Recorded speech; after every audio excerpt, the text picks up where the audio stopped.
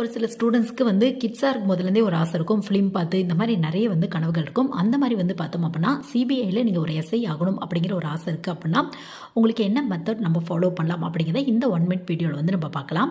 So first நீங்கள் ஒரு degree complete பண்ணிக்கணும். அந்த டிகிரி எந்த டிகிரியாக வேணாலும் இருக்கலாம் உங்களுக்கு. பிஏ, பிகாம், பிபிஏ எந்த டிகிரியாக வேணாலும் இருக்கலாம் உங்களுக்கு. ப்ராப்பராக ரெஜிஸ்டரான ஒரு காலேஜ்லோ யூனிவர்சிட்டியோ ஒரு டிகிரி கம்ப்ளீட் பண்ணிக்கோங்க.